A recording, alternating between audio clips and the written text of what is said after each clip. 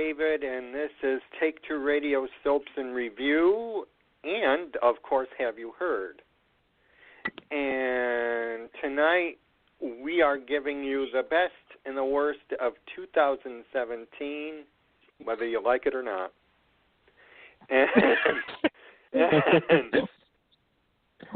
And with us, I'm staring at people I don't even know yet. No, I mean, I want to welcome Anthony, Carolyn, and Casey back to the show with me. Good evening. Good evening, everyone.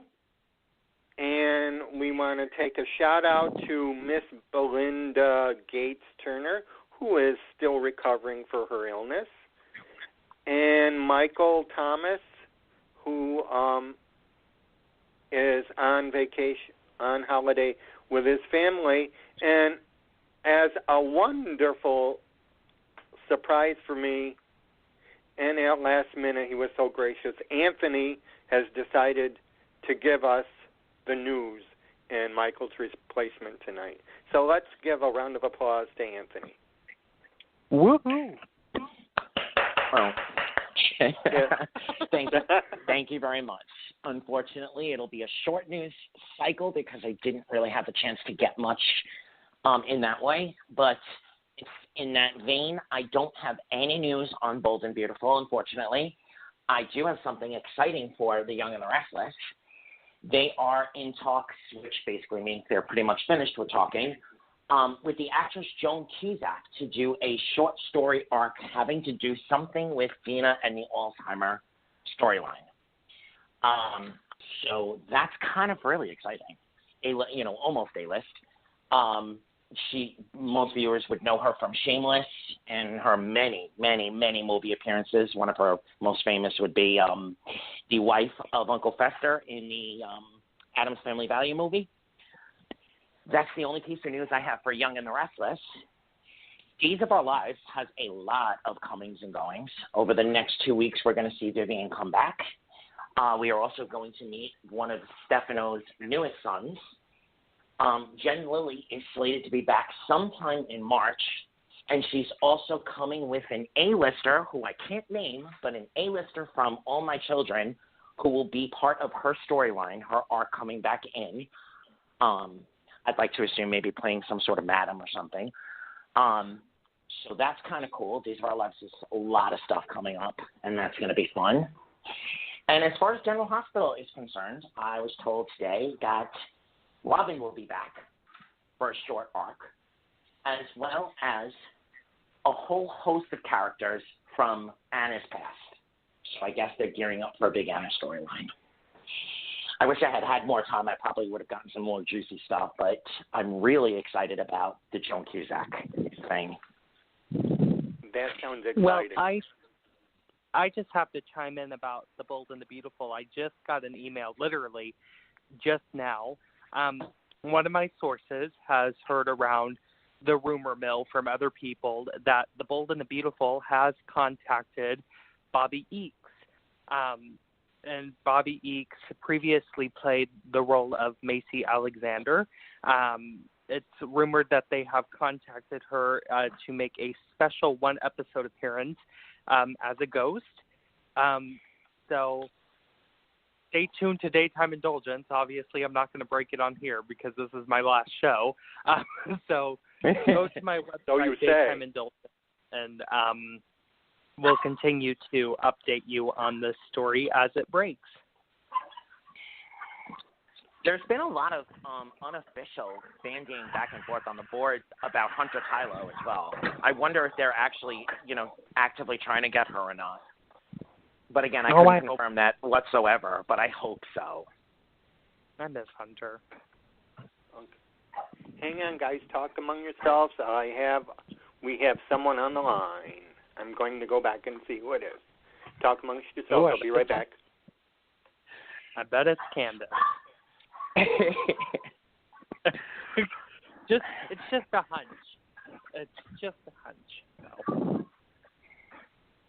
I hope it is her because I love Candace very much, and I know she wanted to call in, and chat with us like she's done the past couple of episodes. So fingers crossed. And hopefully she can join us for our best and worst list. Is Candace a fan, Casey? Yes, she's a huge soap fan, and she loves our podcast that we do. And she actually does her own podcast, which I love, Soap Party 411. And they're actually doing their soap awards. Yes. Yeah. Candace is online, by the way. Oh, I knew Hi, it. everybody. Hi, Candace. Hello. Hello, Did you come to join us for our best and worst? Oh, yeah. I'm like, I have to come on because I'm going to miss you, Casey. I'm going to miss you. Oh, well, thank you so much, hon. So, He's not leaving. Don't listen to him. I know, right? I know what y'all doing. Y'all putting them upstairs, just like on All My Children, just like having them upstairs in the attic, and then y'all. He's going in Graham's attic with Elizabeth's children, or two of Elizabeth's children. Well, two of them. God. Oh, Jesus. Oh, my gosh. Are we through? So, Anthony, you want to turn it over to Carolyn? Absolutely. Okay, Carolyn, take it away. Good evening, everyone. I hope everybody had a great holiday season. And now we're going to get to the best and the worst. Who would like to go first? Why don't you start with Candace? Okay, Candace. Hi, Candace. How are you? Hi. I'm good. How are you? I'm good. Candace doesn't have a list, so why don't you tell her what the first category we're going through is? Okay, we're going to start on the best and the worst of 2017. Which soap would you like to start with? Actually, we're going with Best Actor now is our first category. Best Actor. Best Actor. Best Actor 2017. Best Actor. Oh man, there were so many. It was a really good pick this year. You know what? I gotta give it to. Hey, that's a tough one. Okay. I have three, but I'm gonna be really good. I'm gonna give it to Billy Miller. And the only reason is because of the situation. You know, he pretty much was doing, you know, kind of a transformation of being quote-unquote Jason to Drew Kane. And he had to pull out a lot of emotions that a lot of viewers, General Hospital viewers, haven't seen before. So I'll give it to him. So, Candace, what is your pick for Best Actress now? Best Actress. Woo! Okay. I would have to go with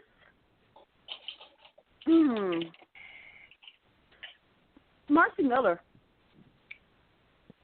Ooh.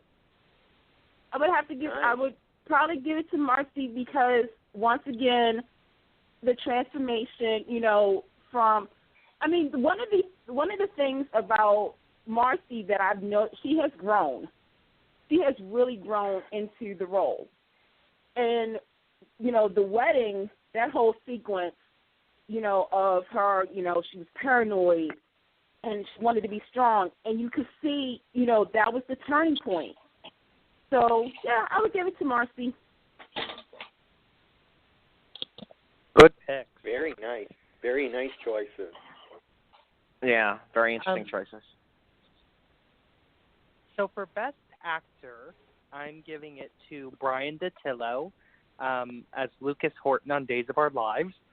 You know, Brian's been backburnered for a really long time, and we all know he has talent, but no Days writer had wanted to explore that past the 90s and the early 2000s. And then you get Ron Colavardi in there. and he decides Lucas is going to fall off the wagon.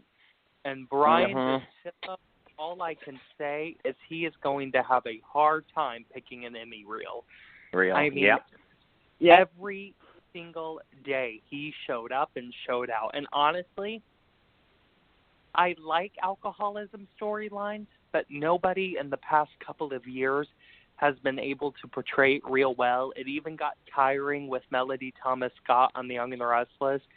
And I think Brian really put a fresh spin on his story this year. And he took the dialogue and then he bumped it up a couple notches and really turned it into good, entertaining soap opera. He didn't try to justify it. Oh, that's true, yeah. He really didn't, and I don't mean in the writing. I just mean in his performance. He didn't try to backtrack or justify it. He just threw it out there really raw, and that was so refreshing to see. And then for Best Actress, I actually have a tie. The first Best Actress award goes to, for me, Judy Evans as Adrienne Kiriakis and Bonnie Lockhart, Days of Our Lives. Another actress who has been backburnered for so long. And then Ron Calabardi, again, works his magic, comes to Days, throws her in a red-hot story for a couple of months, and she showed us that she deserves to be on contract and not selling great plots. And she deserves to be fought for over multiple shows because that's just how good she was. And she really took us back to the Judy Evans heyday when she was on Guiding Light, when she was on Another World as Paulina. I'm not going to count that as the World Turn stint because I hated that character. And then my second award for Best Actress goes to Mara West as Ava Jerome on General Hospital. On General Hospital started out real high note and then kind of slumped down in the middle of the year. And now it's back on that high note. But anyway, in that slump, Mara West propelled this show, and under much burn makeup and that awful burn mask that made it look like a piece of bologna was on her face, she acted circles around every single scene she was in. She acted circles even around Maurice Benard and Laura Wright. And I am heavily invested in this Ava and Griffin pairing, and I can't wait to see what they have in store for Ava in 2018. If I can go, is that okay? Go ahead. Go right ahead. I'm going to piggyback on the choices. As far as Best Actor, I have three for the same exact reasons. The first two, Billy Miller and Brian Tatella Lucas. I absolutely loved the transformation that when we saw Lucas come back on screen, it was a completely raw, vulnerable, emotional performance. And for the same reasons as far as Billy Miller is concerned, that we got to see so much of him in the last couple of months, so much of a range. My third person is only the last couple of weeks, but Abe, Days of Our Lives, I think has really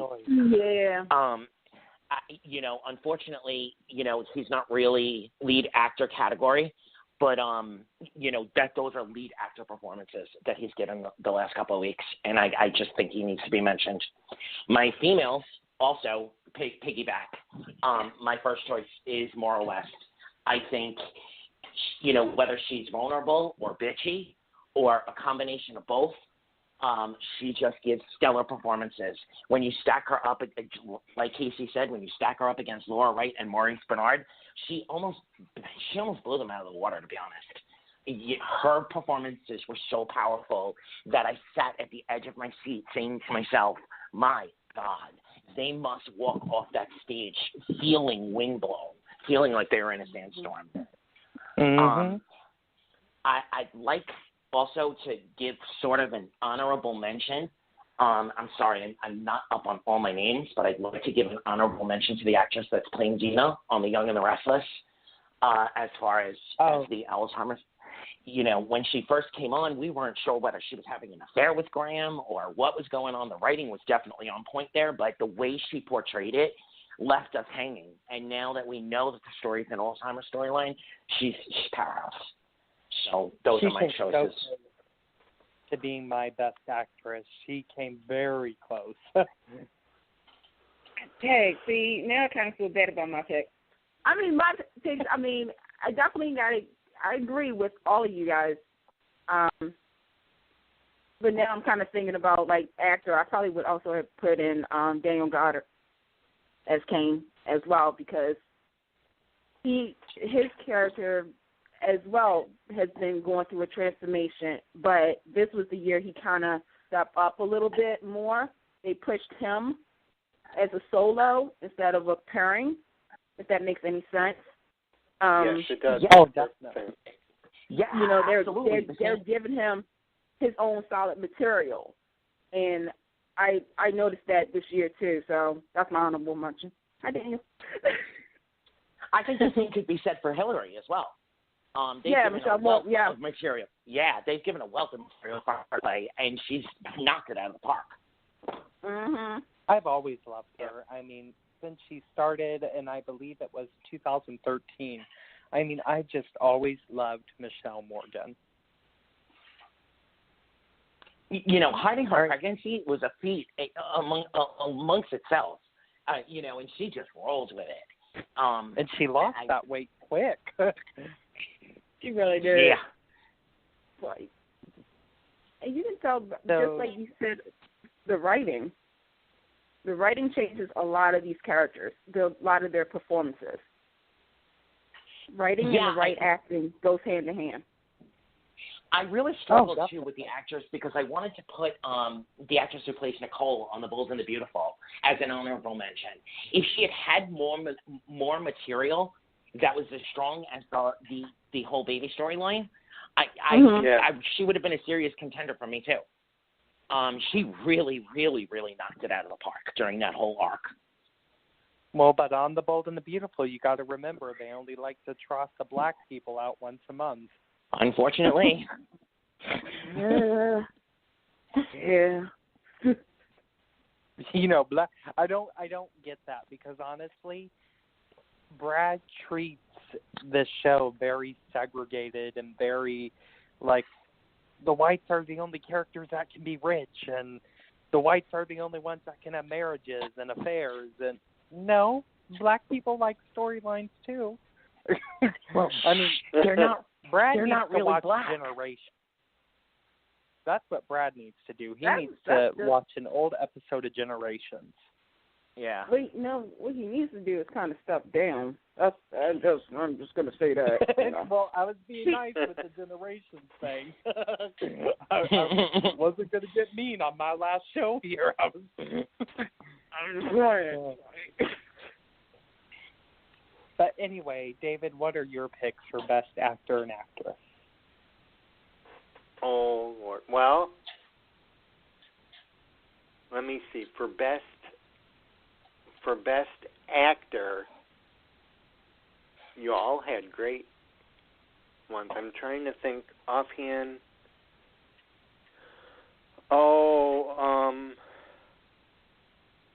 I'm going to have to say right now, Vincent Irizarry had a pretty good time at Days of Our Lives. And Deimos just about took over Salem. So he is sort of and then I'm going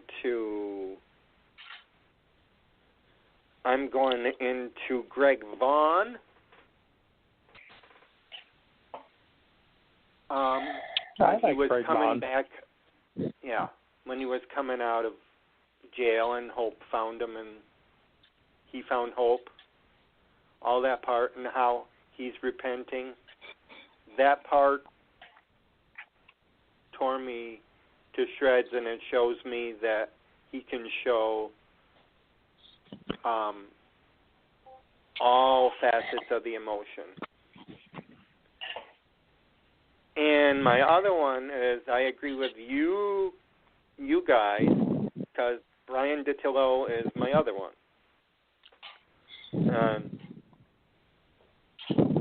So those are like my top three guys right there. So if you want the ladies, I can't argue with Maura West. She was my choice, too. I'm trying to think who else down here. Marla Adams is knocking it out of the park, as Anthony mentioned, on Young and the Restless.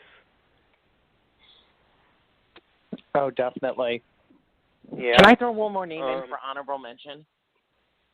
Yes, go ahead. Rena Sofer. Rena Sofer. I really think had a better year. Yeah.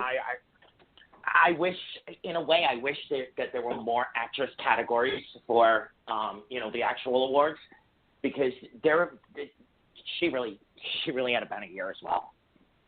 She was my original pick, honestly. She really was. And then I went back through to edit my list, and I was like, I guess I'll change it. Because she was my original pick. That's why I had asked David the other day, can we have one from each show? But it would just, I think time-wise, it would just be too long. So, I try to keep it at one. All right, so should we get a little mean and name the worst actor and actress? Carolyn has to get first. Yeah. Oh. Oh, Carolyn, do you have a list today? Well, I've always liked Casey Moss as JJ, and I think the last couple of months, he's really come into his own. The storyline, suicide storyline, I think he's done a fabulous job. Yeah, absolutely. Yeah, and he's young, and he's getting better, much better. I'm really impressed with his acting lately. And Ari Zucker that plays Nicole. I know that's a controversial one, but her and Judy Evans, those were my favorite. And I didn't because think it's controversial doesn't mean she knocked it out of the park this year. So I support your pick. Yeah. And I don't think they did her justice on the exit of the show. I was very disappointed. She was on there for so many years, and I thought did an excellent job. So, but those were my favorites. Okay. What's the next one, Carolyn? Are we going to go on to the worst now? I suppose so. Okay, yeah. We'll go with. Who wants to take it first? Who wants to go there? Candace? Oh, why me? Do it, girl. Okay, the worst, right? Okay. Yeah, and Casey says don't be shy. Casey says don't be shy. Worst actor and actress that they... And knows that I'll tell her like it is. Okay. Who, the worst? Oh, God, I feel so bad. Okay, for anybody that's listening, nothing personal. So, Twitter, don't come after me. The worst? Oh, God. Okay, I can do this. Okay. The worst actor, that's the first one, right? Yes. Yeah. Yeah. Is the boy that plays Oscar on General Hospital. And I want to say this really because I understand, children, they're fresh, that, their minds, they're not like Jonathan, some of these kids are just, kids. They're not like a Jonathan Jackson or, Kimberly McCall.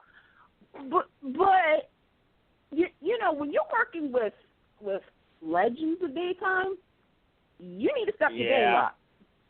And I mean, because there was somebody else in General Hospital, I'm not mentioning no names, but he plays kind of a priest. But he stepped up his game too when he's like, working with people who've been in this industry for a very long time. I feel as though this young actor, he has he needs to get wet behind his ears a little bit. you know, and then who knows? She might be who's the best actress list next year. Yeah, absolutely. And to illustrate your point, all I have to say is Spencer. I mean, Spencer versus Oscar. There ain't no contest. There's no contest. Okay, I got that out of my system. I feel so much better now. Go ahead. Okay. And the worst actress. Oh, dear God.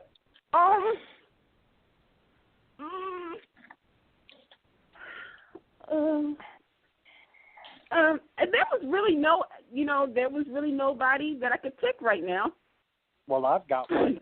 I can. Casey, I wonder who it is.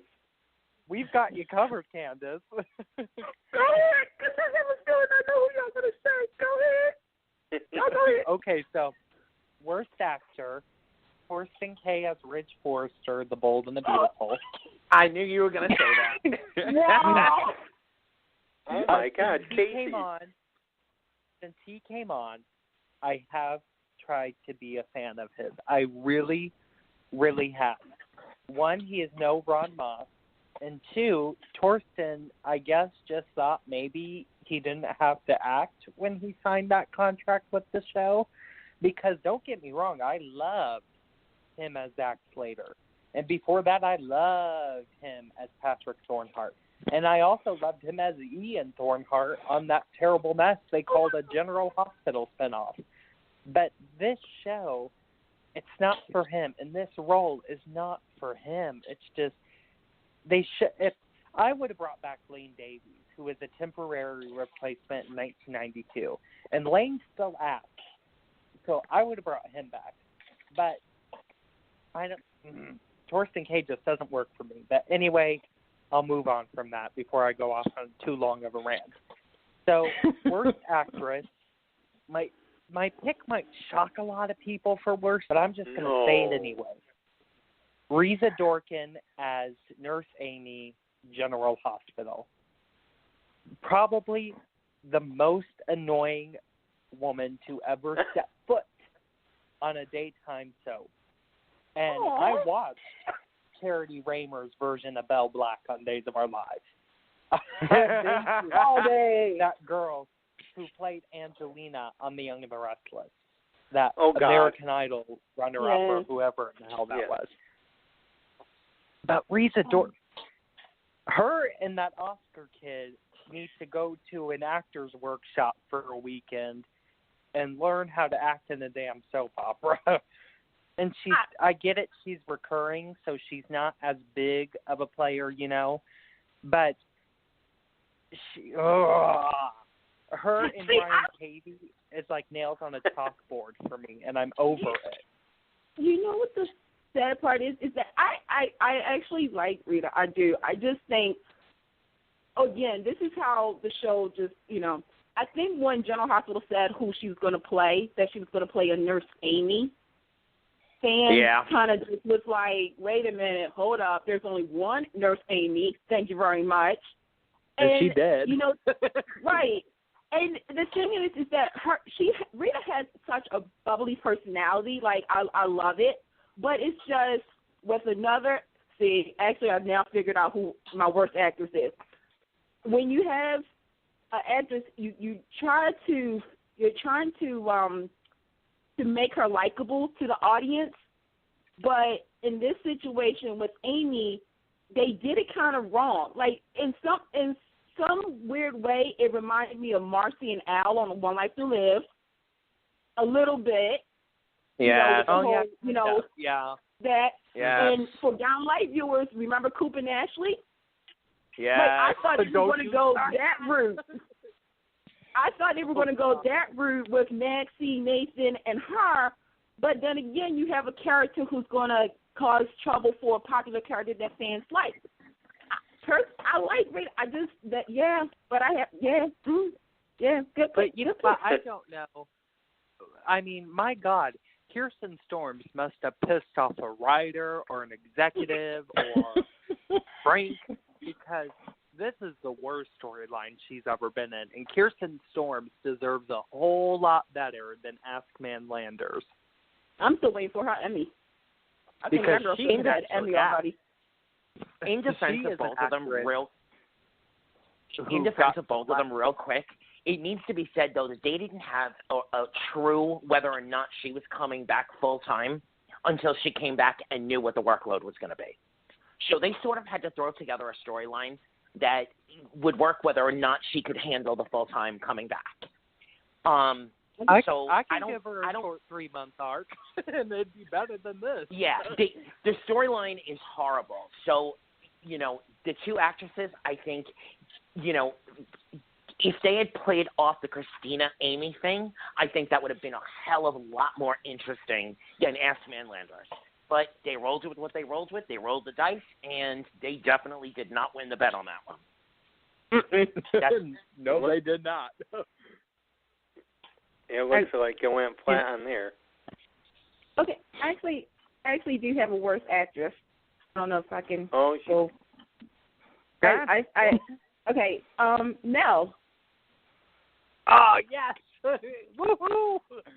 I had to really think about this because I was like, okay, you said Amy, and I was like, no, there's somebody worse than that. And I was like, oh, and anybody who knows me, you know, on social media and on Soul Party knows I cannot. Chloe, like, I feel like, again, I mean, if this is like the worst character, not like, you know, worst actress, I feel as though it's the character. It's the character, it's the writing, it's the fact that they're trying so hard to push this character down our throats. Yeah. Like that, nothing personal on my end, nothing with Chloe, because I think everybody saw what she could do for the anniversary show, and that's how come she got the job, to be honest. I think it's just the character. It's just that's my issue.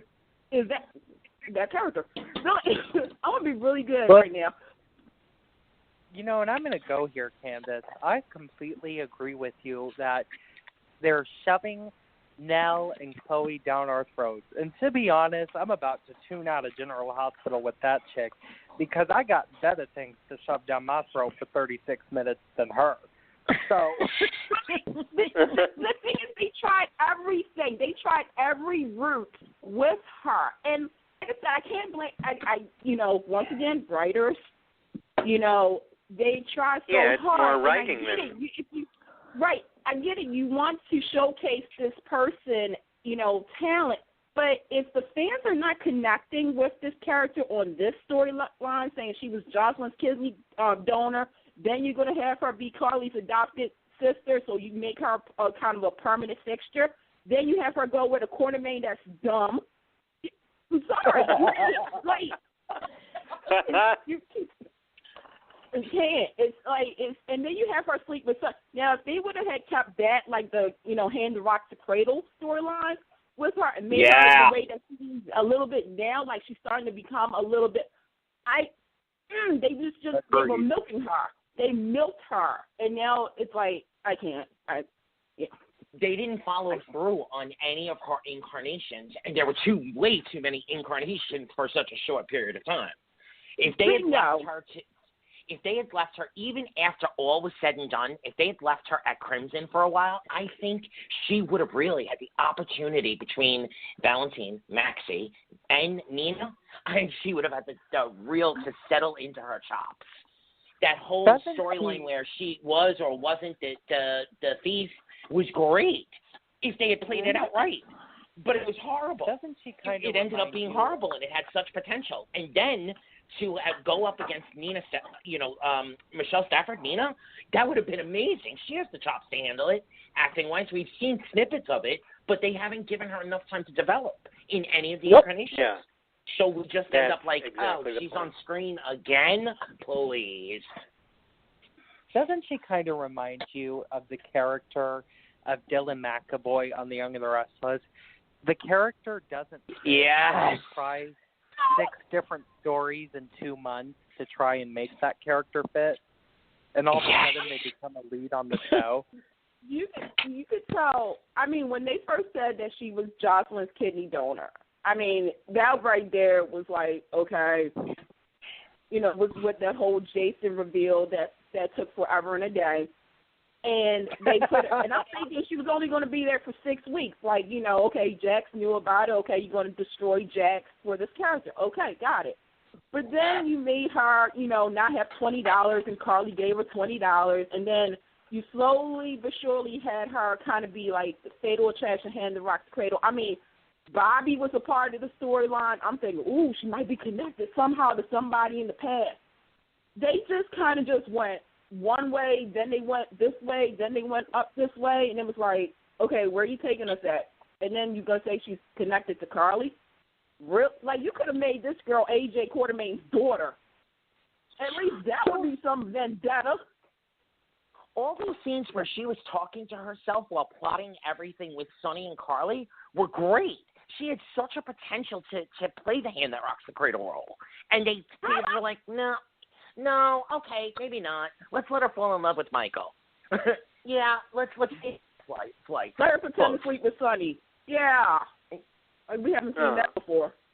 Really. So, continuing with our list, Okay, Anthony, so what where'd are we your leave picks? off? All right. I think mine is going to be a little controversial. I'm sorry if anyone, No, I'm not.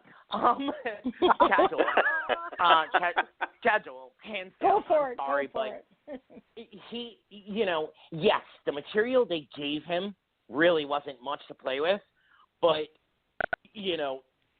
with the whole Sabrina storyline, falling into the Nell storyline, there's such a potential between him and Wally Kirkness. Ned, everything just falls so flat. And he has more in him. Does he have Maurice Bernard, potential? No.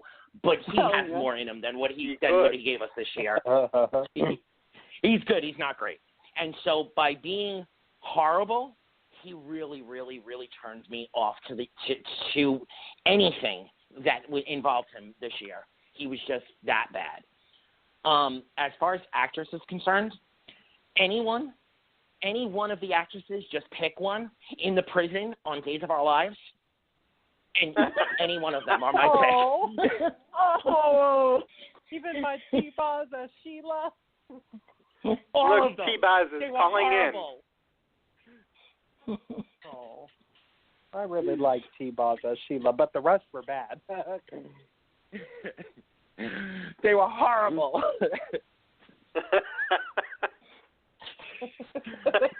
I'm sorry. That just threw me. Okay, David. Okay. I wanted that whole Casey. damn prison to blow up, even if it took Hope out.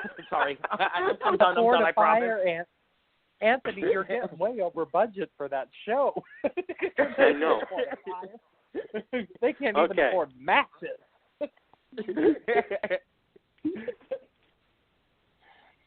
Okay, David, go ahead.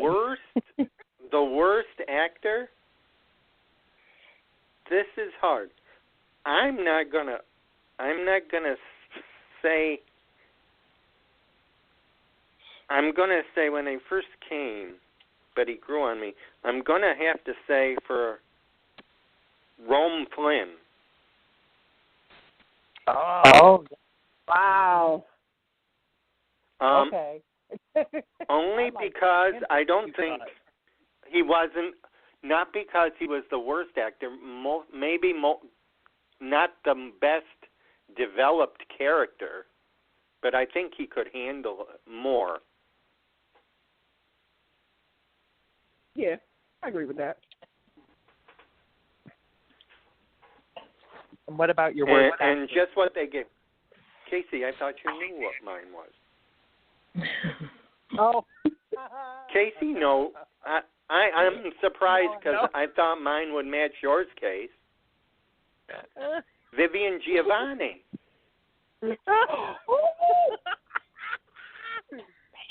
Vivian Giovanni told me to tell you she was only there for 3 months in 2017. And it was 3 months too long. I was mean as hell to her. I mean, my goodness, I was so mean to her. Was it? Well, how long? I know you were awful. I was terrible. Yeah, to that just for the. I'm trying to think. Am I in the right thing? She was on in 2017, yeah, she was. right? Yeah, she was. Yeah, she was. Yeah. Okay. We just tend to forget about it. They could bring her on to GH and pair her up with Chad. Which is probably a good. Just for the same reason I said Rome Flynn, and I was talking to Anthony about this yesterday on the phone, and only because I can say the worst actress, I think for her, they gave her something that was a little way over her head. And she probably didn't have direction. She can't even solve the math sorry. equation of 2 plus 2. Everything goes over that baby's head. She witnessed performances from Lauren Koslow and Deidre Hall. You're there by osmosis. She should have picked up at least a quarter more than what she had. They didn't give her way over her head. She just had nothing. She just doesn't know how to swim. They threw her off the diving board, and she doesn't know how to swim. And I'll she replay sunk. I'll replay her last scene for you. You ready? Mom, I'm going to Hong Kong with Sean and Belle. Bye. And there you go. That was her last scene. Boom. I deserve an Emmy Award. Okay, that's my CAROLYN. Worst Morgan Fairchild. Oh my God! Yes! Oh my God! Yes, thank you. Oh my Lord! Oh, boom! No! I had high hopes, but it was bad. It was really bad. Really cooking now. Well, she took notes from Donna Mills, so you know. Oh. Well, Donna has an Emmy. When you can't afford Donna, you get Morgan. Yeah. Yes, that's pretty much it. Thank you. She stole the part. Karma's a bitch. Oh God. Oh no. Ooh, I need to sit down for that one. And I'm sorry, I don't know what his real name is, but the one that played Joey, I was so happy that I don't even know where he is. Oh, jeez. He was sleeping through the part. I need Joey to have a life sentence in prison is what I need. They were talking to him on the phone today, wishing him a Merry Christmas, and they were so sad that they couldn't visit him. I'm not. Oh. I hear they need a new spokesmodel on The Price is Right. Oh. Oh God. And both Sierras, the other Sierra was blah, and now this one is just like way over the top. She's trying too hard. I can't stand it. Yeah, don't you find yourself wanting to say your name is Sierra, not Sammy? Yes.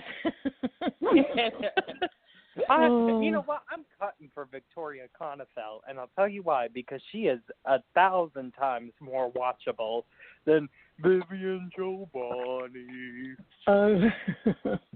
At least, you know what? I can see where Victoria can improve in the future. I can definitely see that. I could not see that with Vivian. No, you're right. She just has to be toned down. Like, they just need to tell her, like, look, you made your mark. You're already the child of a super couple. Just kind of tone it down a little bit. You do not have to impress anybody. You have the job. Like, yeah. That's how I feel sometimes with these. I'm like, okay, stop trying so hard. Like, you already have the job. I understand you want to keep your job, but don't go over the top. Yeah. Like, you're working with actors, seasonal vets who's been doing this for 20-plus years, honey. Like, you don't, like, chill. Just, like, let it go, let it flow. Just let it flow let it go, and learn. Mhm. So, should we move on to best and worst storyline? Yes. Carolyn, what's next? Best and worst storyline. Oh, Lord. Who's going to go first? Are we going to go with Anthony? Yeah. Let's All right, do go with Anthony. Anthony. All right. So for best storyline, I can't just go with one. I'm going to say the return of Jason Morgan is my best and worst storyline for different reasons as far as General Hospital is concerned. I think it's as good. It's as good halfway through, on half of the side as it is as bad. It's brought Billy Miller to another level on the show that finally they're giving him real material to play with. Mm-hmm. I like that they left Steve Burton alone. They let him come back as the Jason we know. However, it took too long. The whole getting from Russia to we could have done with all that. Griffin could have given him an airplane ticket. He could have been in Port Charles the next day. The whole rest of that whole portion was horrible. I'm sorry, but I gotta go with my other two are the whole JJ Theo shooting and Dina's Alzheimer. All three of those stories to me are on par with each other and awesome. The worst storyline, I have two. The worst storyline, unfortunately, because I do like the actress, and I do think with the right material, she could shine. Anything involving Nell has just turned me so far off that I literally fast forward or change the channel. And I'm sorry to anyone who's a Bold and Beautiful lover, but another triangle, or two of them really now at this point, please, Bold and Beautiful, come up with something new, anything new, even if it's a transgender porn story, anything new. Like it. The triangles make me want to cry. They make me want to throw my TV off the third floor balcony. Okay, I'm done.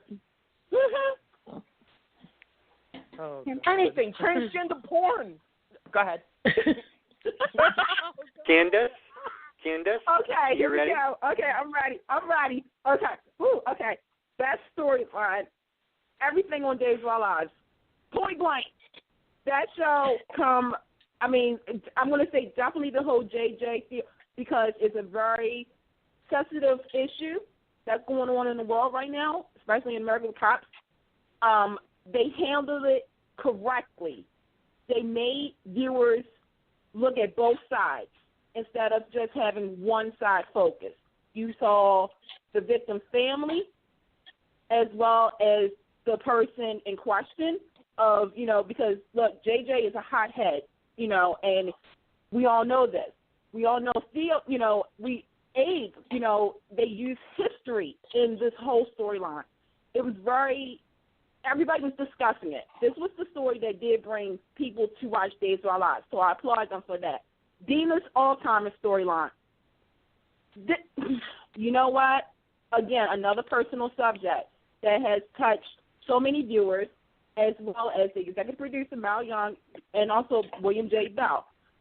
The acting on this has been super good, and they're doing certain things that has viewers say, yeah, I can relate to that. Yeah, that's what happened to my family member. Good job on that. General Hospital, okay. Yeah, I agree with you on the whole Jason Morgan thing. There was some good. The good is, like everybody said, it gave a chance for Billy Miller to prove why he has won 3 Emmys. This also gave Kelly Monaco some material instead of, what she's had material before, but this was really her Emmy reels. Like, she really needs to get her reels together. It also brought back some history, flashbacks. You got to see Leslie Charleston. Need I say more on that? Yeah. To me, right there, that was one of the biggest things about that storyline is Quartermaines. We got Quartermaines. Whether you like it or not, we got Quartermaines in the storyline. Now, the worst is the Jason Morgan storyline on General Hospital. because and I'm being completely honest, when they said Steve Burton was coming back, here's the thing, when they said Steve Burton was coming back, all right, yeah. First and foremost, let's be clear about this storyline. The storyline was to boost the ratings for General Hospital. Let's call it. Let's put it all on the table. When they said Steve Burton was coming back, everybody and their mamas, oh my God, Jason's coming back. But some people, like me, kind of was like, what if General Hospital does the unthinkable and not have Steve play Jason? Never know. The whole circumstance about this storyline was, oh, if Steve's not playing Jason, then I'm not watching the show. The storyline took on too much for social media because everybody was like, Steve has to be it. He has to be or else. The thing is that with Steve Burton's part of the storyline, he's still playing the same Steve Burton from 2002. And on, like, you know what I mean? Like, he has yeah, but changed. Sort of like the way they handled it with Nina, he's been out of it for 5 years, so he really shouldn't have any progression. My thing, but my thing is that okay, there are certain things that he has said, and I get it. You know, the squad, Carly and Sonny, you know, Jason. I get it. But my thing is, you have two boys, you have two sons. One you thought had died. The other one you didn't even know about. Until, you know what I'm saying? Like, my thing is that you should be working on that relationship, especially with Elizabeth and Sam. And I'm sorry, fan bases, this ain't about you. This is about this man who has two children that he needs to build a connection with. Instead of building a connection with Carly and Sonny, and when Sonny says, here, boy, let's go to Puerto Rico with a gun, you're going to go. No. That's a writing issue, though. I think Steve Burton himself has handled the character exactly how it should be. He's been frozen for 5 years. Emotionally wise, I think the emotion part is okay because now it's like the reality kicked in. But the stuff that, you know, everything else is the same old. It's the Charles Pratt, Gouza, and Phelps years all over again for me when I see certain scenes. Yeah. With that part of the storyline. So to me, I think they need to, it needs to bump it up a little bit. And I know because quote unquote, since they said this is the umbrella story, this is going to be the big story for the next couple of months. You need to really showcase both sides. You can't just have it be one-sided. And not only that, but Frank, sorry to say this, I know I'm taking up everybody's time, but Frank, this is exactly like the One Life to Live story. I'm sorry, but it is. You said you learned your lesson? Well, where? Basically, yeah. So that no was argument there with you. Right. The Kane storyline, as far as the sexual harassment, that was the worst because that completely got dropped. It was dropped, and I don't understand.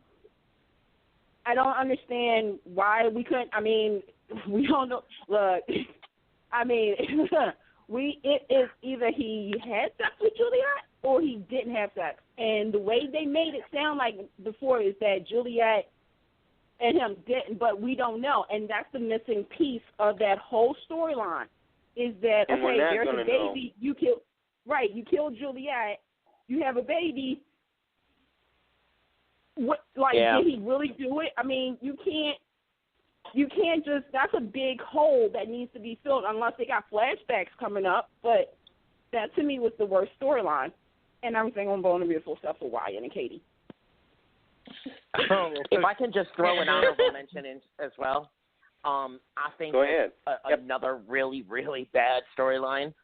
Unfortunately, because of the time issues with the actress, the whole Jill heart attack, Colin, that whole thing was so rushed and done so badly. If they could have gotten her to stay longer to really play it out, it would have been a great storyline. Because of the way it was presented, it was horrible. It was almost painful to watch. Almost. but she's that good that it wasn't that painful. Well, yeah, she's just to the waltz in. I did say everything was Bold and Beautiful, including Sheila's return. Like the after Oh, part my of God. Sheila's return. That's almost the worst, just because it could have been so epic, and it wasn't. But go ahead. I mean, her coming back was good. It's just everything else fell flat. It's Sheila freaking Carter. We waited 14 years. Uh-huh. And it's flat. My best and worst story actually come from the same soap. So my best story, I have to actually disagree with Candace. My best story is going to Kane's night with Juliet on The Young and the Restless. And I'll tell you why, Candace, before you come after me, girl. I'll tell you why. Oh, no. It's because it was so realistic. Kane and Lily needed an actual obstacle in their marriage for once. They needed to be broken up because this couple is boring as hell. And also, those marriage counseling scenes were amazing. And Crystal Khalil, oh my God, those marriage counseling scenes sent chills down my spine, and they were the most realistic scenes I've ever seen in soap history. Yeah. I think that's the first time they went to a marriage counselor in soaps. Yeah, they kind of dropped off at the end with, you know, you're kind of left hanging and thinking to yourself, did they actually really have sex? But the emotional aftermath and the destruction it did to the marriage. And I also have to say, I think they made a right move to Sorath their children into teenagers so you could get more of the emotional effect on their side. I thought it was played very strategically throughout the year. And it just, this was like the first affair story I've ever seen in daytime where they didn't blow it up to where it becomes so out of control that it becomes so fictitious. And so kudos to them for writing a very realistic affair story. And then my worst storyline is the sex ring from the young. What? The madam with a heart of gold. Start to finish. My God, I swear if anybody puts that storyline on their indie reel, fire them. It's awful. And what a waste of having Alice return. And because I love the character of Alice, and I loved Tamara Clatterbuck. And so what a waste. Just a waste of her return. And I was so confused when she was hit by the car because then she left, and I was just confused. And honestly, I wished for Sally Sussman's return for years since she was let go by Lynn Marie Latham. And I guess it just goes to show, be careful what you wish for. Well, I just send Sally all the time because, you know, she had personal issues that she had to take care of. And that's why some of the storylines fell flat. She started out good. I mean, she, you know, if the sex ring was a good storyline, I'm going to be honest, I think that was like I'm in the middle of good and bad. I think what it was, it ran on too long, but it was good because this was, again, a social issue that's going on in the world. A lot of people don't know about it. And they could have did a little bit more, but, I mean, let's give it up to the real person in that storyline that was handling it was Sharon, Officer Sharon Newman. Yeah, because, you know, you go to college for 1 month and you don't even become a lawyer, degree, but then you're ready to rescue 13 you be a cop, you be a lawyer, you be a doctor. I need to go to those schools and get my degree. Well, remember when Lexi on Days of Our Lives was a cop and then a doctor?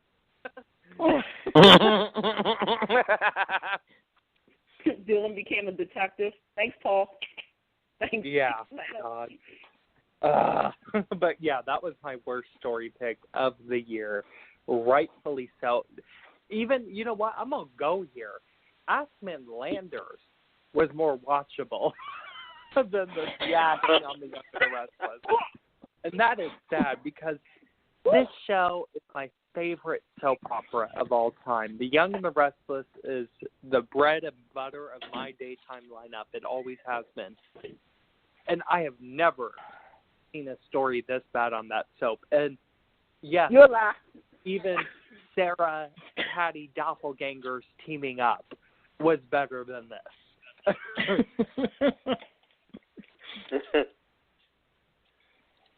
I guess I'm next. Yes, you are. That is me? Oh, jeez. The worst storyline comes from Dina and Josh, who did Days, and it was that whole thing on the island. Oh, Jungle Madness. Oh, God. The Jungle Madness given to Paul. And I sweated that out, and I said, how many more days before Ron comes? Yeah. or we see Ron's work. Yeah.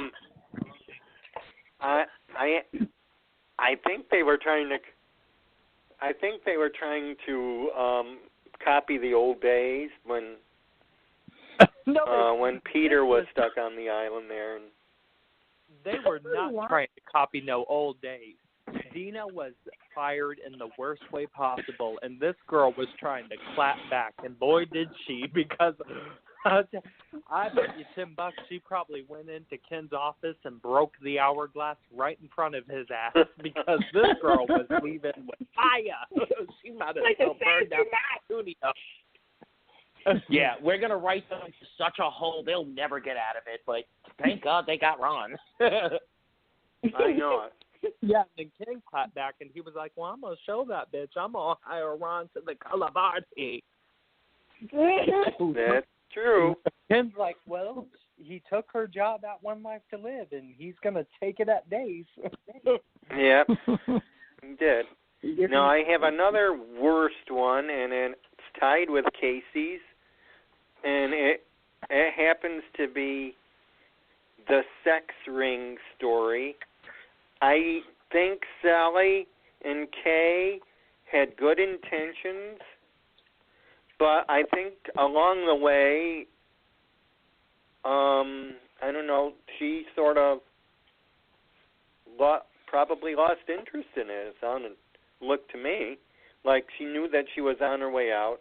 She only had a 1-year contract, and it was coming up soon.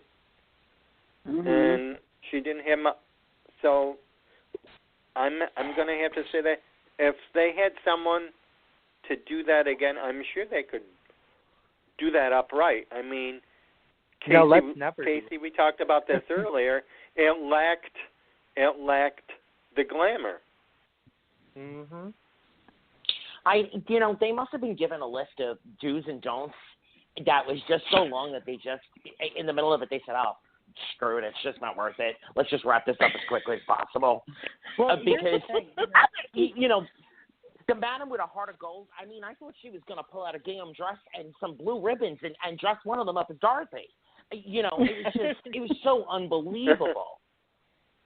I am loving Mal Young's Young and Restless. I know a lot of people aren't, but I feel like it is recalling some of the glory days of the show. But here is the thing. Yeah. I do not get why this is a women's genre when a male head writer can come in and the network lets them do whatever they want. But a female writer comes in and it is all of these roadblocks. Because, and I'm going to cut for Sally for a second, because that's what she had at The Young and the Restless. All she had was roadblock after roadblock after roadblock. But Mal Young comes in, and it's like, girl, do whatever you want. Go ahead, put your wife's song on, the record player for Dina. Do whatever you want. And it happens at every soap opera, yet this is a woman's genre. It's like a math equation I have yet to figure out. I have to say this, though. To be completely honest, I looked at Jill Phelps, okay? Because they let her do whatever it was on Santa Barbara, on Another World. Don't get me started about her killing my Frankie Frame, okay? Dynamite. Harrison. Oh, yeah, Rainbow, Gone Light. Then, General Hospital might have been her crown of glory, but she was on there for like 11-plus years. But really think about what she did to that show versus, what she did on what she attempted to do on Young and the Restless. Thank God somebody knew something was up. I can't. I feel as though there's certain females who can do things without having a roadblock, and then there are some men at the same time who also hit roadblocks too. The only thing, you know what?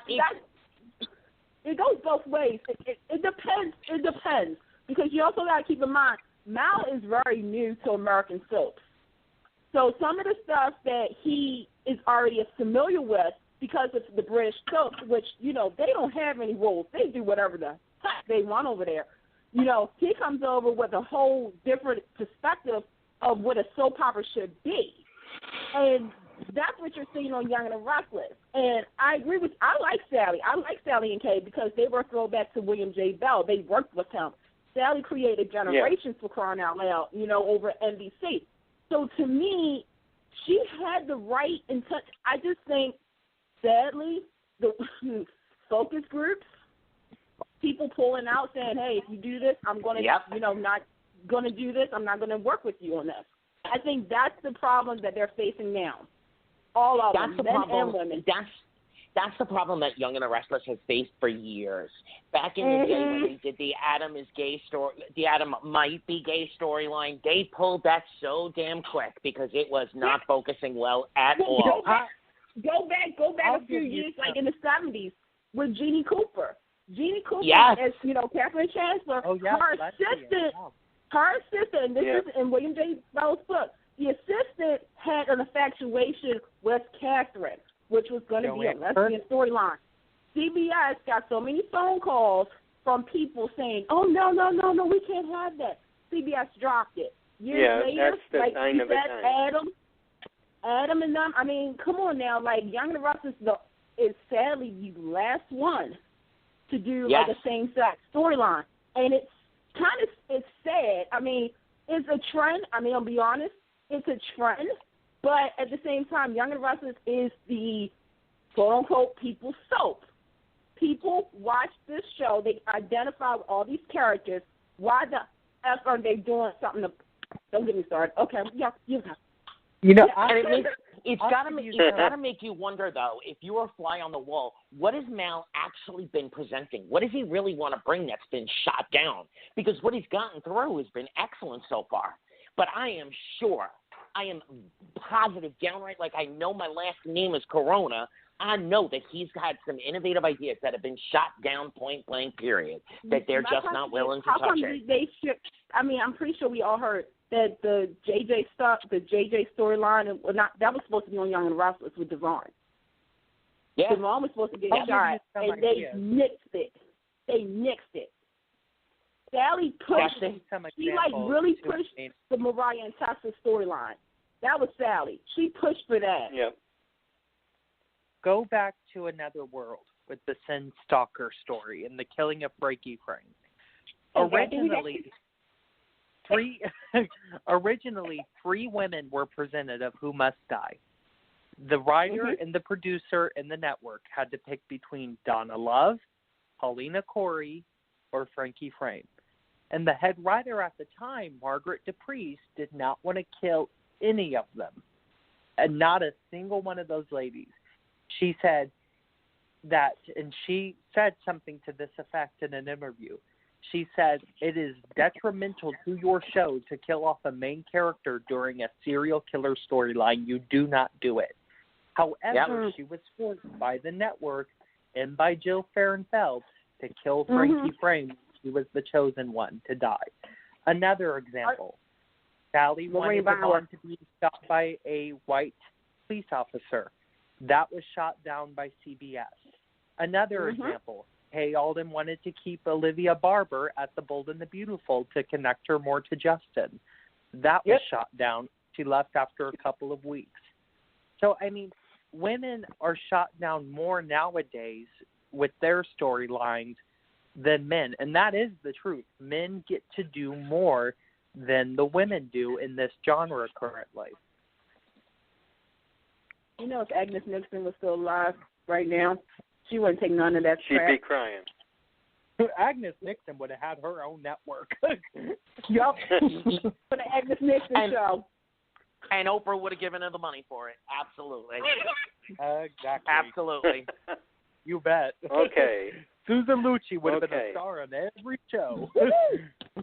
Susan Lucci presents All My Children. Susan Lucci presents the Procter & Gamble Hour. Susan Lucci presents Susan Lucci. Are you guys ready for my best? That was hard right there when you said Procter & Gamble. That was a blow. Susan Lucci presents the Brian Franz. Are you guys ready show. for my best? Yeah. Go ahead. Go ahead. Sure? Okay. Yep. Okay. My best, I have to say, is the storyline between Brady, Eric, and Nicole. Two powerhouse brothers. Yeah, two powerhouse brothers, because it's about two brothers. And I see a love all the way around. Everybody seemed to love each other, but they wanted the same thing.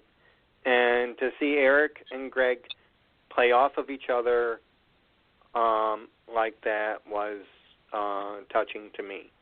And the turnout, I like the dynamic of that. I like the way the it dynamic, turned out, but because unfortunately they rushed it. Yeah, that's the thing. Their dynamic was great. If they had to, that was Ron.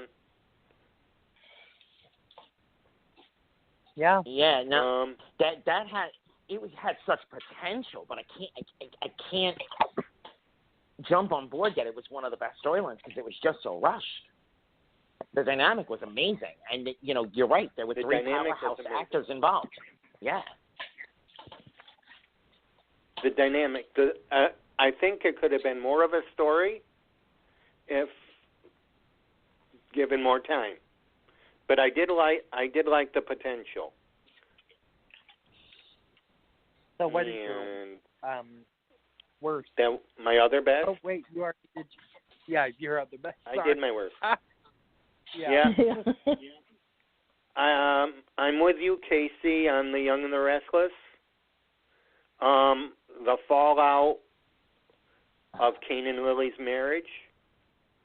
I have to agree with you. Very realistic, true to heart, and a tearjerker. All right. So, are we ready for the next CAROLYN? And we're going to carry on best and worst. You don't have one, CAROLYN? No, I'm going to dovetail in. We're kind of going over time, so yes. I'm going to dovetail in. Yeah, the next is the best and worst villain. So I'm going to say, the storyline. Okay, the best villain. I really liked Ben on Days of Our Lives. I know a lot of people don't like him, but I thought that he was an excellent villain. I do. That's just the wish best. he was in his underwear all the time. Yeah. And the worst was the storyline with Susan and Elvis. That I just I couldn't get into that at all. I need to sit down. Oh, you mean when my girl Susan came back, we had Sister Mary Moira back.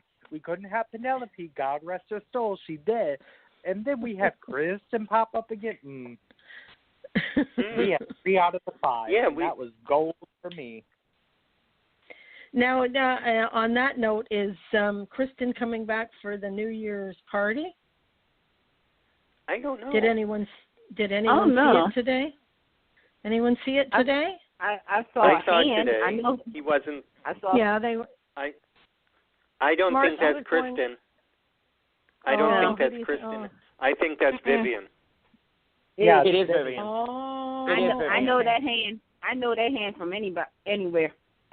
Okay. Yeah. Okay. Because you know, That's all she did. Lee Davidson, don't put that on her. She remembers to moisturize. That's the.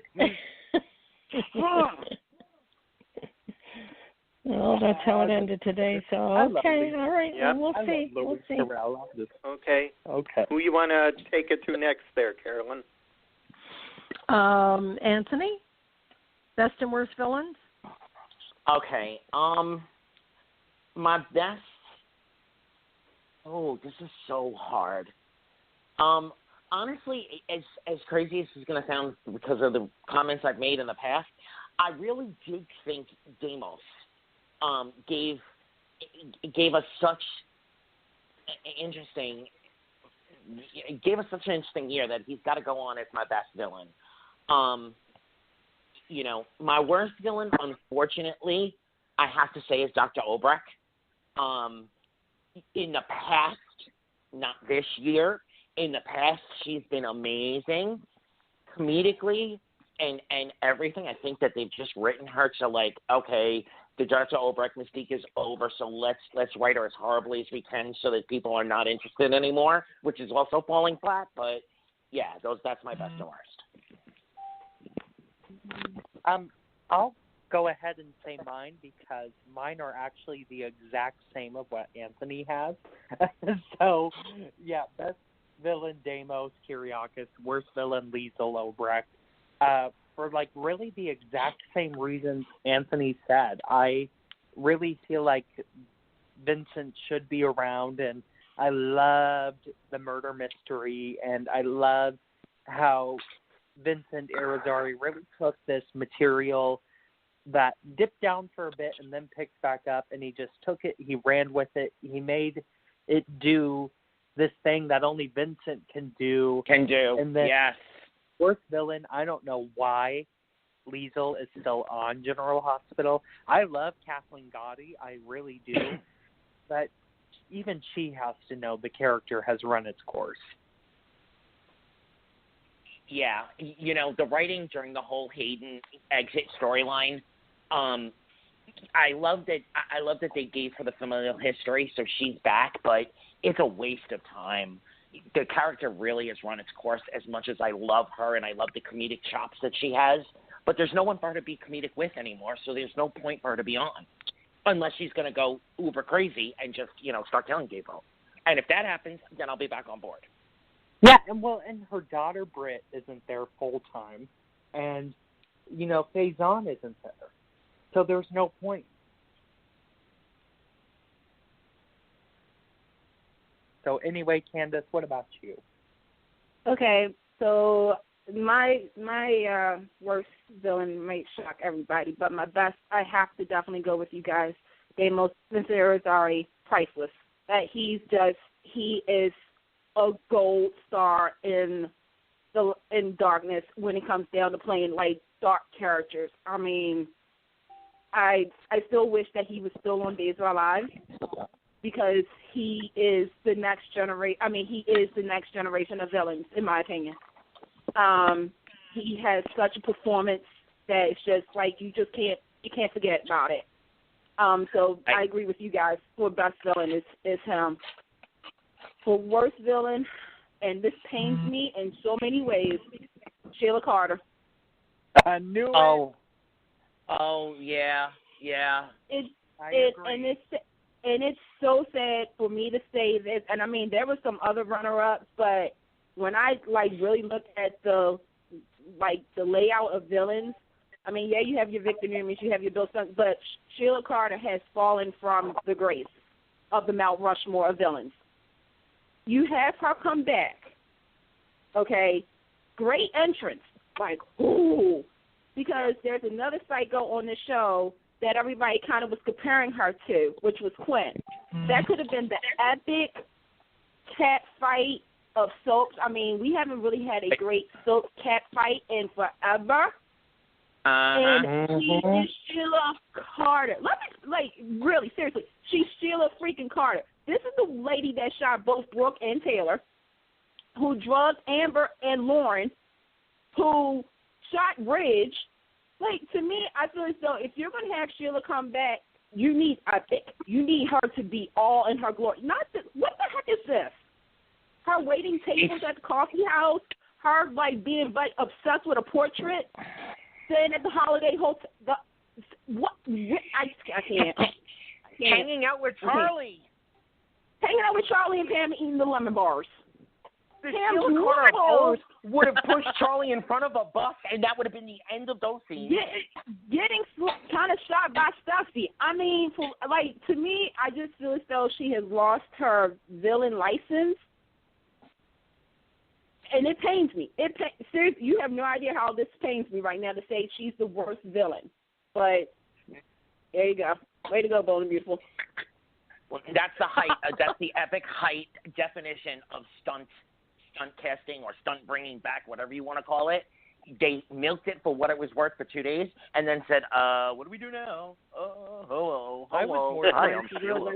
You're obsessed with her just like that, for real. I was more scared of Allie Forrester waving that plastic axe at Taylor's face than I was Sheila. So mad about that.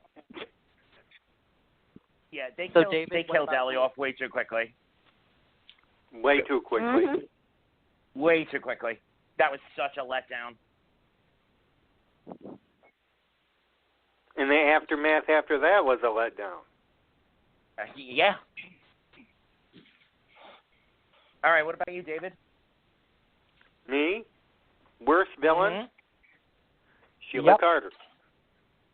2 votes. 2 votes for Sheila. Best villain? Vincent Irizarry. I think it's unanimous for us all. Deimos Kyriakis. I'm not a big fan of bringing people back from the dead, but if they want to bring him back and make him the new Phoenix, God bless Ron Carlivati if he finds a way. Do it. Oh, it'd be Do it. Oh, do it. And I do have another. I have a tie for my other one, and as much as I loved the actor, okay, I'm gonna have to say Jordi Villasuso as. Oh yeah. Oh yeah. Good. I didn't even think of him for worst villain.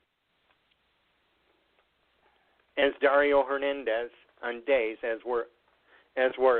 He could have had better.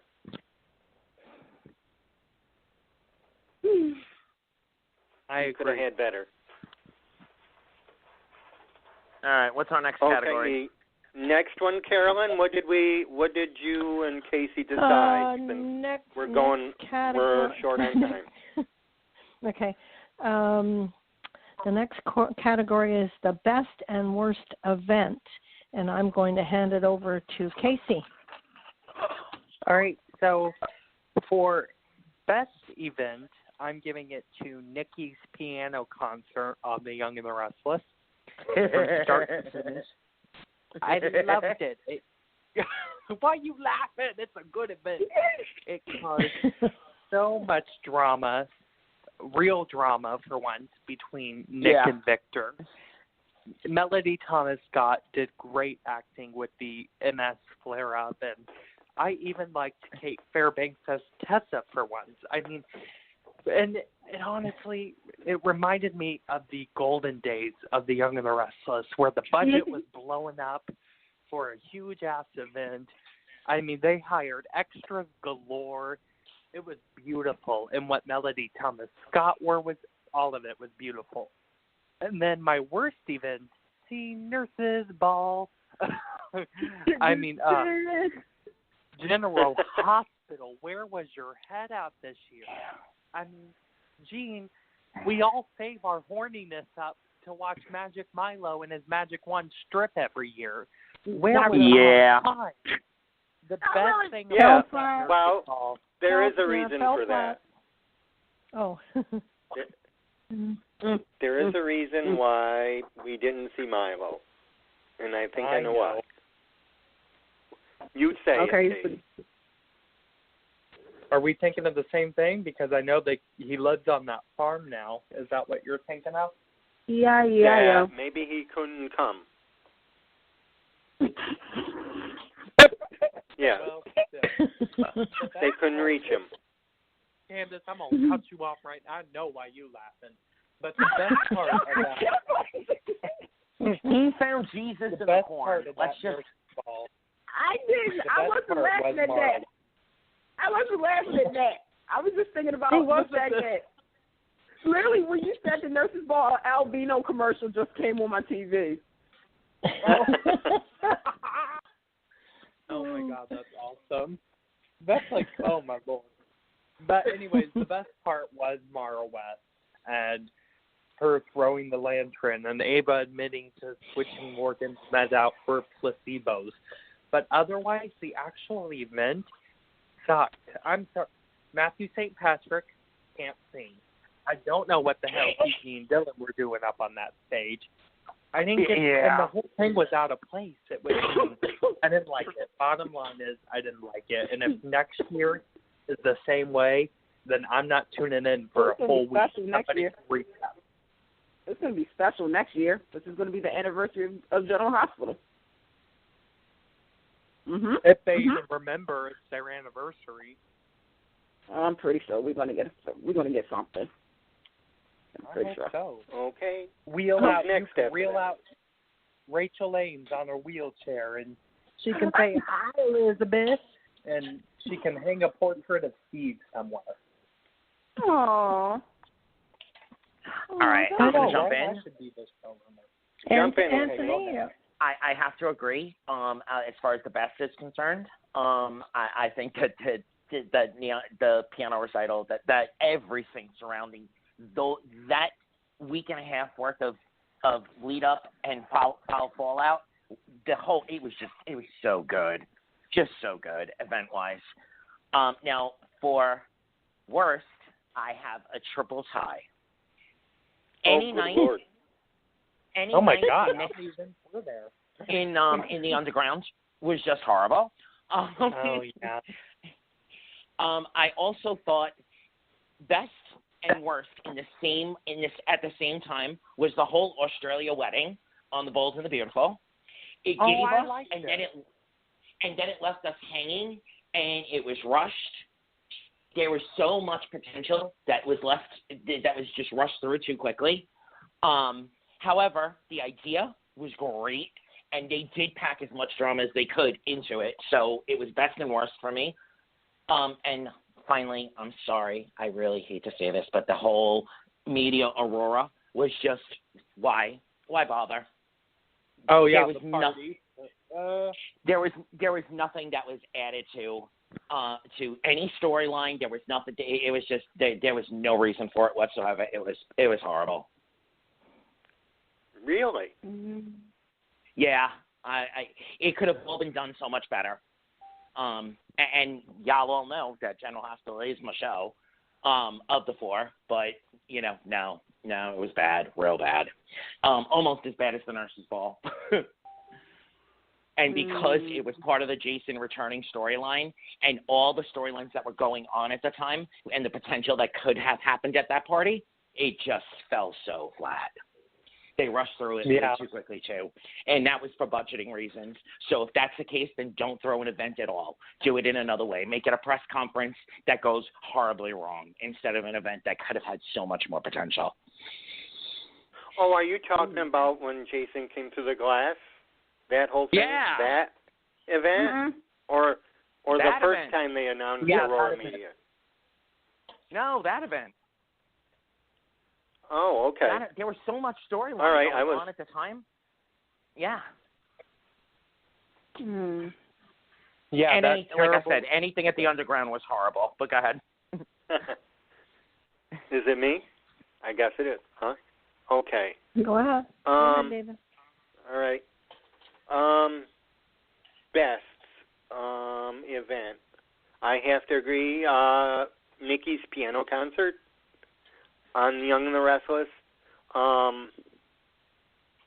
The emphasis on the MS, how it came back, how how they just emphasized and they taught us they retaught us more about what MS can do to someone whose nerves are on end and like that. So we got like a reintroduction for new people who weren't aware that Nikki had MS. Mm-hmm. That's the best. The worst one. Oh my God, you guys are so good. I'm gonna. I have. As much as I do, I'm going to have to say the Prison Break on Days with Orpheus. Oh, God. Clyde and oh, yeah, that was good.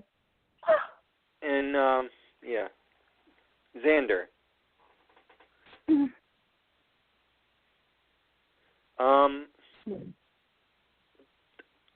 Potentially it was a good idea, but maybe I think it needed some work.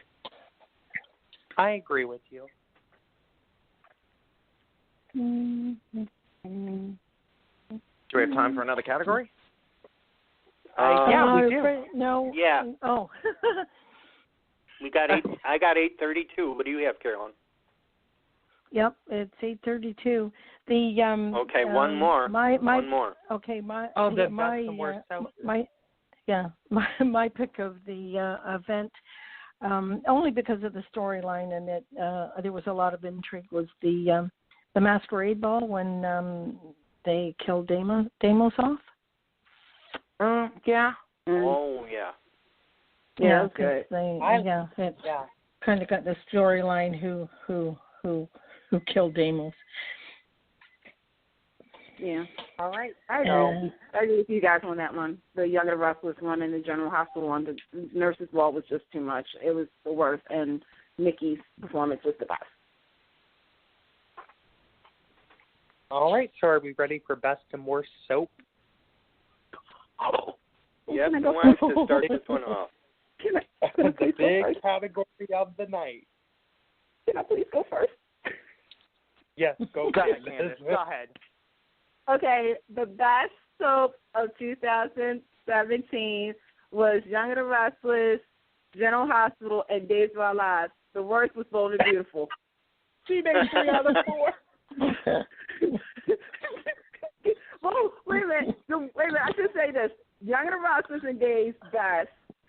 General Hospital had their moments for best, but they also had their worst. But Bold and Beautiful, seriously, I can't even. Except for that 30th anniversary episode. That was, and Sheila's, the first day she came back. That was, and Beacon. That was it. That is it. Bold and Beautiful, hands down, worst. And that's it. And the cliffhanger dream sequence of Quinn killing Katie. Definitely. That was. I'm sorry. That was a moment. That was an epic moment. The epic moment was when Deacon Shot was shooting at Quinn. That right there. Now, if you talk about like one of those like most surprise moments of the year, that was a surprise. But everything else with Bold and Beautiful, like you said, the triangles. Like seriously, I'm good at math, and that show has helped me so many because of the triangles. Like it's the same routine over and over and over again. Like it's been 30 years. Why are we doing another Ridge, Brooke, and now Thorne? Why are we doing, the whole Stassi, Liam, and Bill? Like, to me, that was a little, I know there's a lot of Bill and Stassi fans out there, but this turnaround, this was a little creepy. The only thing that really came out really was Wyatt and Katie. In my opinion, that was one of the saviors. You said about, the black characters like Carter, Maya. Rick and Maya should be running Forrester Creations. Why are they not on unless it's Thanksgiving or Christmas? I don't understand. Carter should have a love interest. That is a beautiful man. Absolutely, and I'm sorry to say this, but they're not black. There's nothing black about them, and somebody needs to stand up and say so, right on camera. The only time I've seen actual black characters is when Vivian confronted Julius about his affair that happened years ago. Mm-hmm. I mean, you want to talk? That girl took his ass to the cleaners and then some. Yeah. Yes. I mean, Yes. That it's just Bold and Beautiful has. I mean, Bold and Beautiful is so much more than just triangles, and I just wish they would just go ahead and be that soap that we all know that they can be. They need to. Mm-hmm. I'm going to say this: all the soaps need to take a look at Days of Our Lives, because if anything, if you think that your show sucks, look at Days of Our Lives. Days of Our Lives is the Cinderella of the daytime genre right now. Yeah. Yes, it is. Yeah, I mean, it went from being the worst soap. It went from being the worst soap with the whole island storyline and so on and so forth to phenomenal in less than a month. And that right there is an epic. No, not for a really long time. So for my best and worst soap, my worst soap, Bold and Beautiful, for all we just talked about. And then my best soap, Days of Our Lives. I have to admit, even the island storyline, at least Christopher Sean Paul had good acting skills, like good enough acting skills to at least add a watchable element to the story. And then I loved Damos's murder. And of course, I have asked Ron Calabardi to be the head writer of that show since he left GH. And now that he is, it's an unstoppable show. And so from Dina to Ron, from January to December, I feel Days deserves best soap opera. Because even in its low points this year, at least the acting was good enough to pull it off. Okay. I'm going to jump and say Bold and the Beautiful absolutely is my worst soap opera. However, having said that, as much as I love GH, it is such a close second runner to worst soap opera, unfortunately, this past year. Because, the highs were not high at all, and the lows were so low that it was almost laughable. There are so many points this year that I said to myself, if they continue, I'm done. I'm just done, and I've been watching it since I'm 3 years old. For best soap opera, hands down. If the last 3 months hadn't happened, then I would not be saying this. I would go with The Young and the Restless. But because of the last 3 months and how well they pulled really, really bad storylines together and made lemonade out of some really bad sour lemons, I have to give Days of Our Lives as well. It phenomenally just stampeded forward and said, you know what, we're creating an online presence, we're creating a fan base, and we are going to blow everyone in the dust and leave everyone in the dust, and they did it. And if they continue, sky's the limit.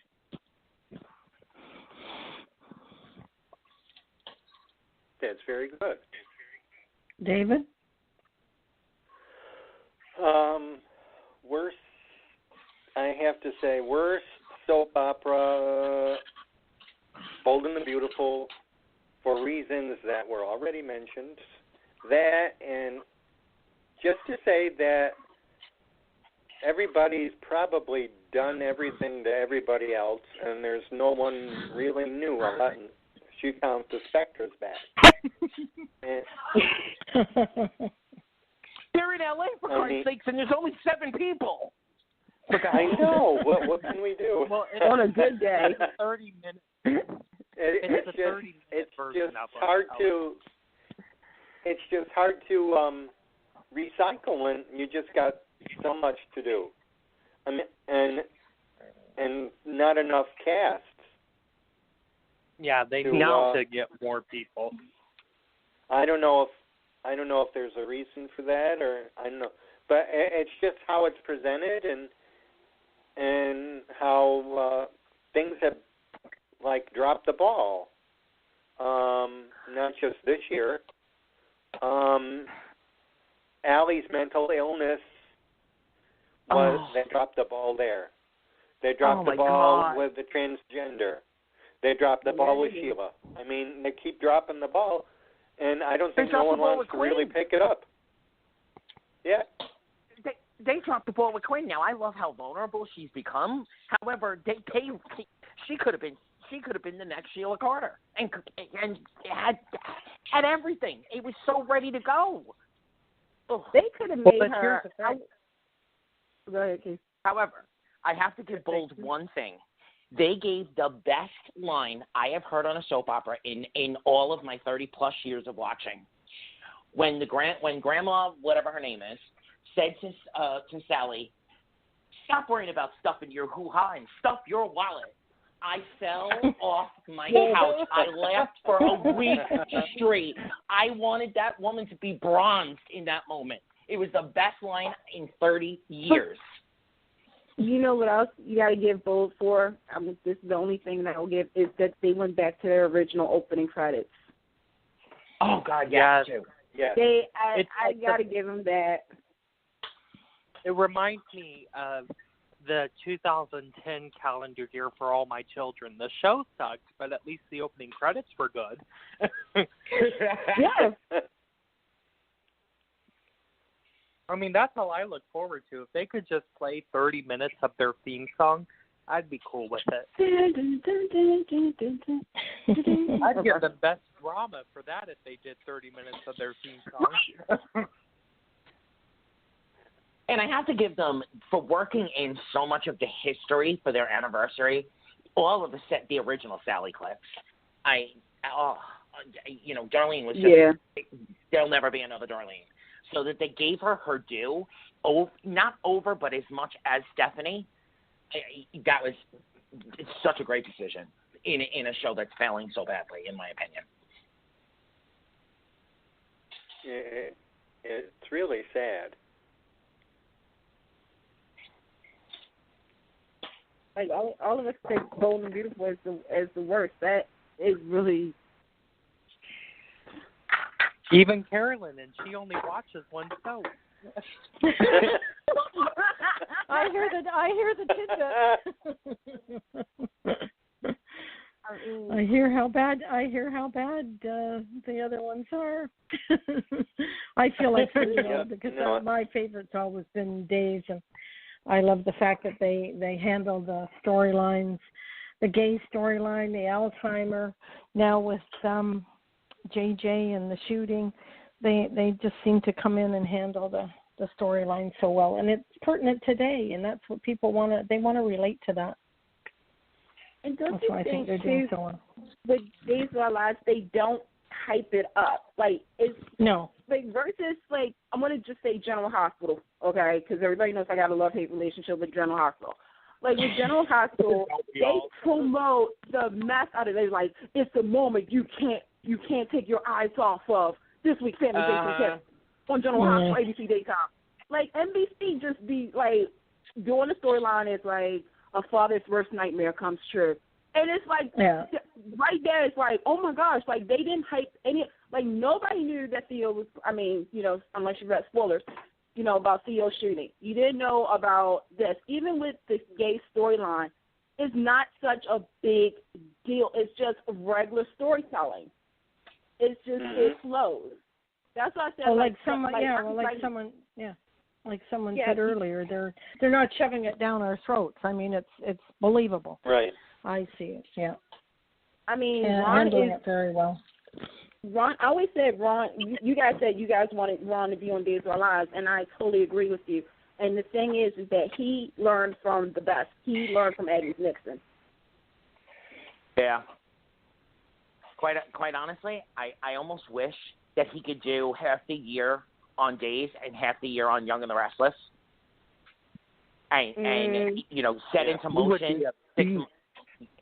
That he needs to go to the Beautiful. If he wrote Young and Restless, oh my God, I would have a heart attack. I would die because the show I know would be flawless as hell. But see, I like Mal Young's style. I really do. Probably because I watch like Holly Oates and Hornets and the British soap. So I see where the freshness. Yeah. Now, if he was on Bold and Beautiful, oh, honey, it would be on. Oh my God, can I please? I'm gonna pray tonight. He's so good. It's the Bold and the Beautiful. They're in LA, and it's a fashion house, and they center around 7 people. There should be models coming in and out, and bitchy drag queen. I mean, the potential that the show could have is, oh my God, it kills me. It kills me how bad it is versus what it could be. It's even sadder that the fact that, and no offense to Brad Bell, because I know that he had the hard task of making that show into his own legacy and not his father's and his mom's. But I'm sorry, Brad. Like, this comes straight from a soap fan's heart. If you can't produce, take a break. Take a break. Please. Let somebody else do it for a little bit, you know, or get a co. Get somebody, anybody. Step in. Someone step in and help him. Jill Phelps, no, don't even come. Nope, don't even come. Don't come close to that show. Sure, I'll help you write it. Yeah, exactly. There's such a thing as ghost writers. Let's get a ghost producer up in here. Keep the name and just pay somebody in the background. Amen. David, are you ready to wrap things up? Gotta have a little chit chat with Casey there. I forgot to tell you my best one. Okay. To tell you my best one. I have to agree with you. Thank you, Carolyn. It's days of our lives right now because it's rising and it's showing its true form that everyone wants to see. And that's my best. And you've always said you loved Ron, so he's doing a great job. I do love Ron, yes. Yeah, I do love Ron. Okay, I have 8:47 on the clock. We covered a lot of ground, guys. Yes, we did. If you could bring back one show in 2018, what show would you bring back? Oh, God. Oh, Anthony. All of them. I already know my answer. I already know Gone Life. Mine would be One Life to Live. Well, ABC could do that. Just saying. I would bring back Another World. I miss Another World so much. I think Another World would be my runner-up, but my first choice is One Life to Live. David? All of them. I think. Yeah, wouldn't that I don't have one. I want them all back. Yeah. We'd have a 3-hour show, David. Yeah. We would, wouldn't we? Yeah. We'd have to pay extra for extra. Geez, I don't have one right now.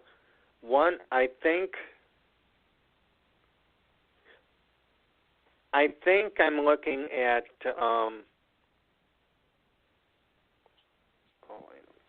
it's hard. But I'm saying As the World Turns. Yay. That was my runner-up. That was my third place. And I want to see all I think I'm very sad that we lost all of these. Wow. I could live without passion. I go back. I could live without passion.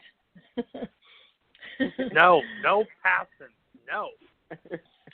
I would like to see Edge of Night. I would actually like to see the Edge of Night. Even though I was little when it was canceled, but I've heard and I've seen, like on YouTube, like, Sky and Raven and, Jody and all these. I would like to see that, we all talk about One Life to Live, All My Children Gone Like After Returns, but I would like to see that and Search for Tomorrow and Ryan's Hope.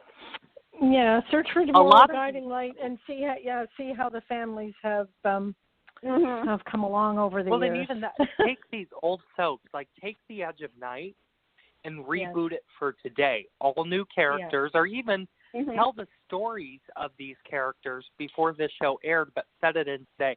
A lot of these soaps could be modernized. Take Santa Barbara, for example. Why is that not a sexy teen soap opera on the CW? Yeah. Yeah. Yeah. My question Yes. is why? But and the funny thing is, I had a conversation with somebody, and they was like, "Oh, well, Procter & I said Procter & Gamble does not own Santa Barbara. That's all NBC. No.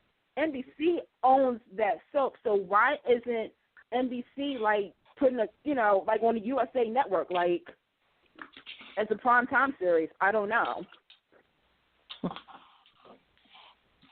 They're all good in their own right. They bring soap. I mean, they can bring sitcoms back. Why can't they bring soaps back? Yeah, even if they did a limited run, like a guest 13 weeks of Another World, and then a 13 weeks of As the World Turns, 13 weeks. That'd be phenomenal too. 13 weeks of All My Children starring Susan Lucci. Or Netflix.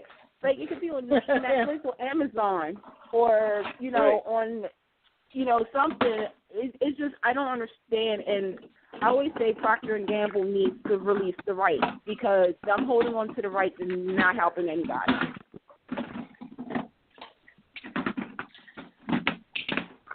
Sorry about that. The dog is killing me for food. So yeah, I mean, do like All My Children, do 13 episodes a season, and your first story can be Adam's death. There you go, Adam and Stuart's death. Oh, wow. Another World, your first story could be Carl's death. I mean, it's so easy to take these vets that have died and have it be your first story. Like, you could do a corporate battle over Chandler, like who's going to be the CEO of the company. I mean, it's so easy. All they have to do is release the damn rights. Well, ABC has the rights to All My Children, One Life to Live. They have no problem. The only thing they have to do is trying to find time and the effort and money, I guess, to do that and try to get some of the cast back. It's not going to be all of them, which is fine. I mean, as long as you got Michael E. Knight, we're good. But but like with Procter & Gamble, like to me, I feel as though Procter & Gamble is the ones that, because there's been talk about, okay, if Another World came back, it would be focused on the new generation. John Light, with the small, all these shows, but sadly, like you said, it's the rights. It's like, they have to understand fans do want these shows back. If they can come out with the new Dynasty, Dallas, they're talking about Mad About You coming back, which I'm trying to figure out why. Like, they have Will and Grace. All these shows coming back. Why not? Like, Fuller House is on Netflix. That's one of their most successful shows. I don't understand why they can't do a soap opera. Why? What's the... Maybe. It can't just be about money. Because here's the thinking. Here's why nobody wants to do a soap. Because they think they have to put it on 5 days a week. But no, you don't. We would be fine with 20 episodes a season or 13 episodes a season. Soap fans would be fine with that. We honestly, I got to be honest. Just want to see it. Do we really even want it 5 days a week? I mean, honestly, could we concentrate on that, adding a fifth soap? No. So you do 13 episodes, you shoot all of them, you release them all on the same day, just like Netflix, and there you go. If it's on an online platform, if it's on TV, then of course played out week after week after week. Well, okay, guys, we have to get ready. Go Take ahead. it, Carolyn. No, finish. I love the premise that Oprah's had when it's Where Are They Now? And I would love someone to take all the soap operas and the stars who are, where are they now? What are they doing? And I think that's a fabulous idea because I think the fans would love that. Easy, I can tell you right now. Marcy Walker opens up the new Scientology church. There you go. Yeah. They need a new soap channel. Would they right behind her, and Melissa Reeves and Marcy Walker plan to open up a chain of Chick-fil-A's, but they're not going to. Oh my God, Casey! Sorry, Greg. Casey's going out with a bang. Yeah. I'm sorry, Greg. You can't come to We're all gonna Walker Reeves Chick-fil-A. Here we go. Here we go. Casey Stephen Hutchinson. Peace out, y'all. Game on. Okay. Yeah, it's been Guys, we got to wrap it up. Yep. We have to wrap it up. We got 5 minutes to spare. I just want to say thank you to each and every one of you for your inputs tonight. I enjoyed myself immensely. You guys are on top with me. And, Casey, I gave Carolyn the key, so you're not going anyplace. Great. You got a long bus ride there, Casey.